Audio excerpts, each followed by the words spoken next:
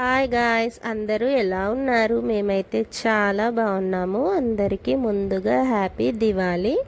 దివాళీకి నేను ఇలా శారీ కట్టుకొని ట్రెడిషనల్గా రెడీ అయ్యాను. నేను ఎలా రెడీ అయ్యానో చూడండి.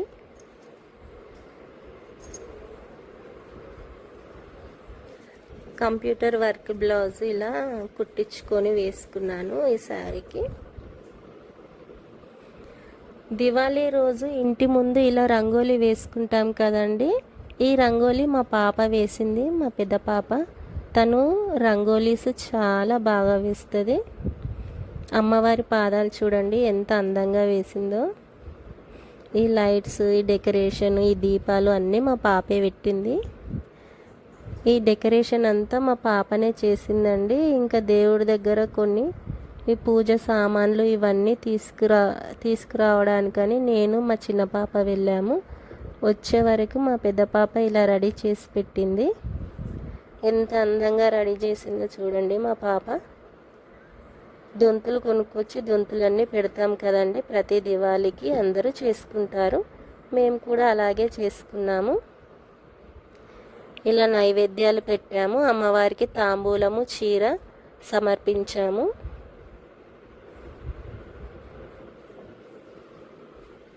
క్రాకర్స్ దేవుని దగ్గర పెట్టి పూజ చేసుకున్నాము. ఇంకా 5గురికి వాయనం ఇవ్వాలి కాబట్టి తాంబూలం అంతా ఇలా మా చిన్న పాప సెట్ చేసి పెట్టింది. దేవుడి దగ్గర ఇంకా పూజ చేసుకొని కొబ్బరికాయ కొట్టి హారతిస్తున్నాను.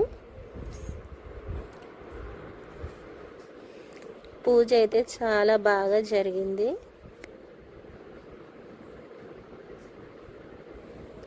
మా దేవుడు ఎలా ఉన్నాడో చూడండి.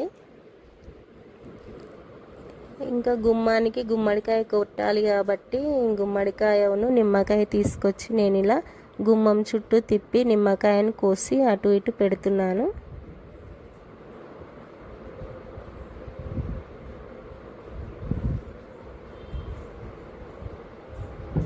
నిమ్మకాయను కోసి పెట్టుకున్న తర్వాత నెక్స్ట్ గుమ్మడికాయను తిప్పి కొట్టుకోవాలండి.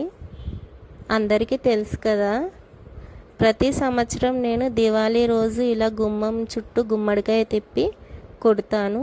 అలా చేస్తే చాలా మంచిది కదా ఇంటికి. ప్రతి సంవత్సరము ఇలా గుమ్మడికాయను కొడతాను ఇంటి ముందు. గుమ్మడికాయ పైన హారతి బిళ్ళ పెట్టి ఒక 7 సుట్లు అలా తిప్పి గుమ్మం ముందు కొట్టుకోవాలి.